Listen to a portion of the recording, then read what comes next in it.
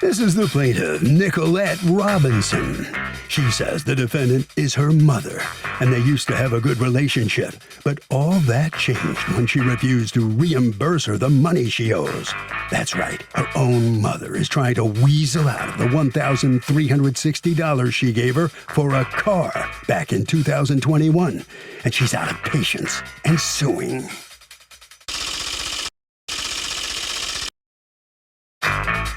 This is the defendant, Patricia. She says she and her daughter purchased a car together with the understanding they'd share it. That was a mistake because the plaintiff became very selfish with sharing the car.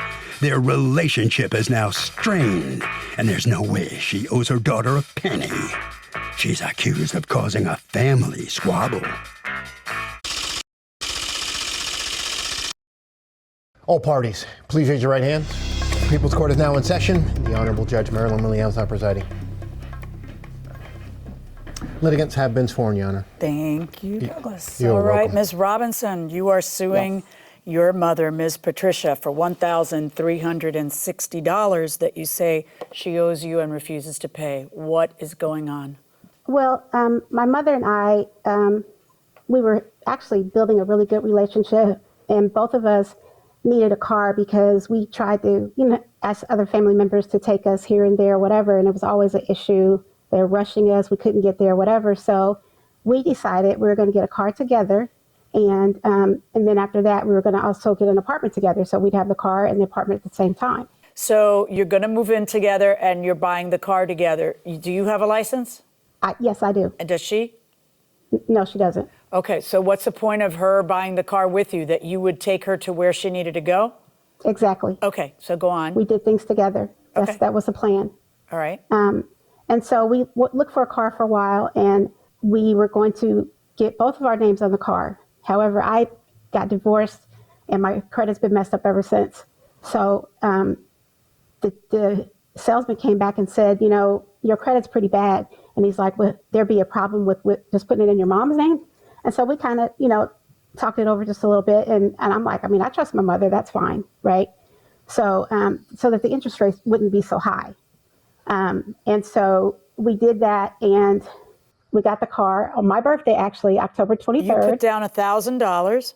I put down $1,000 on the car. Yes, I did. You paid $60 for registration. I paid, yes, on the registration. All right. And then the car payment in November is how much? $500? It's $499 and some change. Right. So you pay $250 and she pays $250. Correct. Did you drive her places that she needed to go during Yes, I that did. month? And then it's the same deal in December. You drove her places where she needed to go, and you had the car with you. You're still not living together. You're supposed to move in together when? We were supposed to move in together in January, but then we had to wait until June. So. And why was that? Financial reasons. Okay. And stuff like that. So what happens then, I guess, in January? Yeah. So in January, actually it was the end of December, like Christmas Eve. And so the banks were closing early that day. I have MS and I move a lot slower, and I tell people, give me at least 2 hours to get dressed because it takes me that long. So she called and woke me up at like 9:30, and she's like, well, the bank's open till noon. We need to get over there now to make this car note. And I'm like, I got to get dressed. The car was on E. I had to stop and get gas. And so I called her when I was at the gas station and told her I had to stop and get gas. I'm like, we're not going to make it to the bank by noon because we live on opposite sides of town. So she got really upset about that. And when I got to pick her up, when she came out, she says to me, Courtney is my nephew. She lives with him. She says to me, Courtney needs this car for 2 weeks. And I'm like, excuse me? Yeah, he needs the car. He's got to take his rental car back. And so he's going to need this one for 2 weeks. And I'm like, absolutely not. Courtney he had no driver's license. He has nothing to do with the car. He doesn't help pay for anything on the car. At least he didn't while we were doing it together. I was still trying to get her out and run her around or whatever. But I know she was mad because I came late that day, which I'm glad I did, because I would have paid a car note and they were going to take the car from me. And next thing I know, she calls my daughter that I live with and says, I know you work from home, so I'm calling to let you know that we're coming to get that car. and there's probably going to be a lot of yelling and screaming. You know, your mother's a hothead, so I just wanted to give you a heads up. So at that point, it upset me, like, you're coming to get the car. Neither one of you have driver's license. It's my car too. I'm not willing to let people that have no driver's license go wreck the car. She says, well, it's my car too, and if I want somebody to drive it, basically if they have no license or not, she should be able to do that. None of this had ever come up beforehand? No. No. How you were going to co-own a car? Who was supposed to pay for repairs if the car got crashed? Nah, it doesn't come up. All right. So now, do you have a good relationship with your nephew, who's her grandson? No. Why not? Like, what's the story, basically? To be honest, I just feel like he does a lot of shady things. Like, he tried to sue my auntie for a rental property that they're supposed to be doing a lease to purchase, and it's always something. And when it comes to you're money, suing your mother, so I mean, that can't be why you don't get along with him. So, do you think he is taking advantage of your mother? Yes. Why? Because she lives with him in a 4-bedroom house. She tells me she pays all the utilities and half the rent. Okay. And she's on Social Security. Okay. And I'm like, why isn't he paying the utilities? It's his kids there, his girlfriend, and it's just you. Why are you paying half the rent? There's 3 adults, and she shouldn't be paying half the rent. So, yeah, I think he's been taking advantage of her for a long time. Okay, Miss Patricia, what happened here? She says that you guys ended up taking the car away. Tell me what happened here. I ended up taking the car because I wanted to borrow the car for 2 to 3 weeks so my grandson could get his kids to and from school. Okay, does your grandson have a driver's license? No, but his fiance does, and she lives here. She was in the hospital. What was she in the hospital for at the time? She has a stomach problem that flares up every now and then, and she's in and out of the hospital. What's her driving record? Her driving record's good. How do you know? You've never seen her driving record, Miss Patricia. No, but we've talked. Oh, I know you've talked. A person with a bad driving record doesn't tell you, oh, I'm the worst. I'm the last person you want to loan a car to.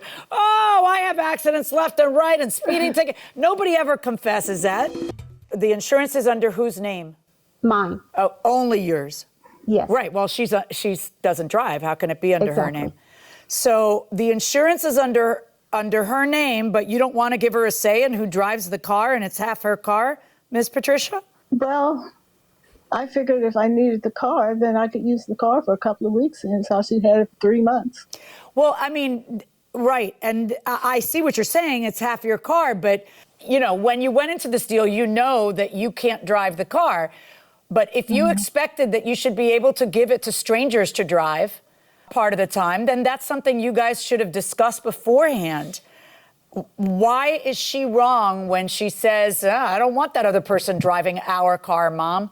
If the deal was that you're going halves on it, and then whenever you need a ride, she's there for you, was there a problem with that in November and December? Or was she there for you whenever you needed a ride? Well, she was here once a week, unless I spent the night out at her daughter's apartment. Then I might get around 2 times in a week. My apartment, too. Okay. Well, is there any time that you said, I need a ride, or I need this, or I need that, and she didn't do it? No. No, she was good about that. I always condense it into one day's travel around the city. Right. Okay. So the point being that she was holding up her end of the bargain, right?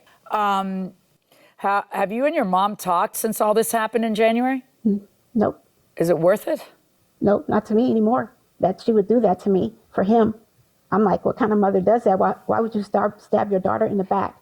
Because I won't give my nephew a car and he doesn't have a license. He's not on the insurance, and neither did you have a license. So it's come to this, that the first time you see your mother in almost 2 months is on the People's Court? That's correct. I can't imagine you want it that way. I bet if you could erase all this, you would. Ms. Patricia, Yes. It's not, a cake where you get half and she gets half and you both get to eat your half. It's a complicated scenario that you entered into with your daughter because you don't have a license, so you can't drive the car. So the deal was really that, you would have a ride to all the places you needed to go to. And she was always there and keeping her end of the bargain. You make it sound like she hogged the car for 2 months, and so now you wanted it. But that's not true. What you wanted was to give it to someone who's not on the insurance. I don't think you understand how this works. You're wrong. You really are wrong, Mom. Okay. You're wrong because if you give the car to your grandson and, she's in the hospital, she's sick, she can't drive, the kid's got to go to school, the grandson's going to drive it, he's got no license, the car gets impounded when he gets arrested for driving without a license. Or, she crashes it and then your daughter can't get insurance ever because the rates will be so high. So there are consequences to owning a car and contingencies. And it was never a deal that you could just give the car to whoever you wanted for 2 weeks. That's not what your deal was with her. Now, you may not have understood that. And Ms. Robinson, I think you're cutting her absolutely no slack in her lack of understanding of these kinds of things, okay? If she doesn't have a license and she's never owned a car and she doesn't drive, she doesn't understand this part about the insurance and whatever else and the ramifications. So to her, you just sounded selfish because, she wants to be able to loan the car. Like she doesn't quite get how wrong that is. I think she does now. I told her all that. I know you told her all that, but it's different coming from the judge, isn't it? Face to face. Isn't it different coming from the judge, Ms. Patricia? Yes, it is. Right. Because she just thinks you're being selfish because, you have all that mother-daughter baggage that exists. Yeah. I know, I have 3 daughters. But my Go ahead, Ms. Patricia. granddaughter-in-law to be has driver's license plus insurance, and that she could take Yeah, the but kids to and from what kind of school. insurance? Does that insurance cover her when she's driving another car? But she doesn't want to be out of a car if that person has an accident who she doesn't know and she never expected that person to drive the car. That was never part of the deal that a third party would drive the car. So, look, you now have the car, and exactly what is happening with the car? It's sitting in the parking lot. So is your grandson's fiance driving it? She's been in the hospital. The car is parked. All right. What was this $200 loan, Ms. Robinson? That was just when I was having a hard time because Social Security had cut me off for like 6 months. And so she did loan me that money. Okay, so you owe that, and that's why you included it? All right. That's correct. And I'm just really upset because my best friend gave me that money to help me get a car. And then they come and take it 2 months later. Just police at my door, scaring my granddaughter, flashing a flashlight in my living room, like scared my granddaughter. Why did you send the police to your daughter's house as opposed to picking up the car? She said that I could not get the car. That if I tried to get the car, I'd have to get a flatbed to haul it. And then I would have to have keys made. So I would be out of all that money. Well, then, can I ask you a question? When push came to shove, instead of telling your grandson, no, you can't borrow our car, you actually then sent the police to her house to take the car away from her when she put the down payment on. Do you understand why your daughter feels like you abandoned her? I understand. You might want to ponder I that. understand more. Yeah, you might want to ponder that because... I have. Okay. So is there, I hope, an opportunity to mend? Do you want to have contact with your mom, Ms. Robinson? I know you're angry. I am, and I've never even gotten an apology, and I know she knows that's wrong. We talked about it, not just through the text, even before that. I'm like, Mom, this is wrong. He has no driver's license. And she's like, it shouldn't matter if I want him to drive the car, if they have driver's license or not, because it's my car But it does matter. It does matter. Just like she said earlier. It does matter. It's her insurance, and it's half her car, and, it does matter. But I didn't want to take the car. I didn't want to take the car. Well, it looks like you did because you sent the police over there to get it. But I wanted to use the car. I wanted to borrow. I know. And my daughter-in-law drove the car that night. Okay. Well, here's the problem. I don't think that it's reasonable on your part to have expected to be able to loan the car to someone else, to a complete third party. I don't think that that's reasonable. It's one thing if somebody has to drive it, on an emergency basis one day. It's another thing to say, hey, I want to loan the car to my grandson's fiance because, I don't know, the first thing about her driving habits, but it's under your insurance, so the heck with you. You were wrong about that. Now here's where we are. There's a car. She wants out because she doesn't trust that her investment will be protected. So I'm finding in her favor in the amount of the $1,000 plus the $60 minus the $200 loan. I'm not going to make her pay you back your portion of the car payments for November and December because you got to drive the car in November and December, and that should cost you something.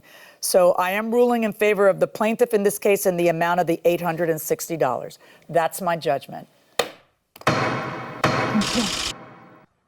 So the plaintiff prevails. She gets $860, as the judge specifically spelled out. Ms. Patricia, you understand that? You have to give her $860. I do understand.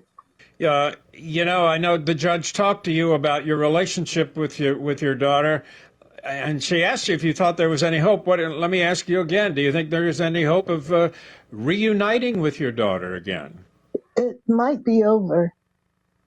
It could very well be over. All over a car, all because of a car. All over a car, yes. All right, let me talk to Ms. Robinson. Ms. Robinson, you obviously the judge spelled it out specifically why it's $860. Is this it now? You get the money back? The car stays with your mother, right?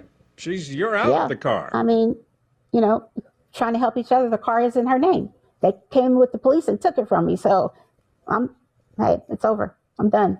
Do you think you'll still see your mother?